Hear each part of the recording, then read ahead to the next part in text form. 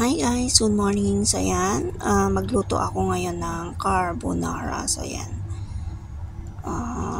marami kasi akong tahong. So ayan, first papainit muna tayo ng mantika.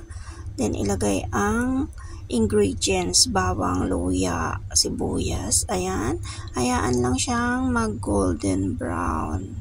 So pagkatapos ng golden brown, so ilalagay na yung tahong na tinanggal yung shell. So, hayaan lang siya mag-brown. Ihalo-halo lang siya. Then, ilalagay na yung shells. Ayan, yung maliliit. May malalaki din. Napakasarap siya guys sa carbonara spaghetti. So, ayan. Halo-halo lang siya. Then, so, ilalagay na yung carbonara. Ayan, meron akong carbonara na kakin. So, ayan. Halo-haloin. Then, lagyan siya ng tubig. Yan, konting tubig.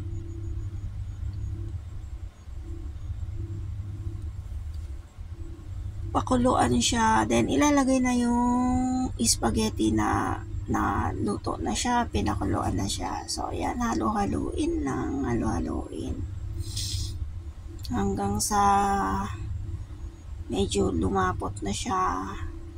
Yan. Kahit wag mo nang, guys, kahit wag nyo nang lagyan ng mga asin, ganyan, mga kasi yung sauce na timpla na yon. So, yan.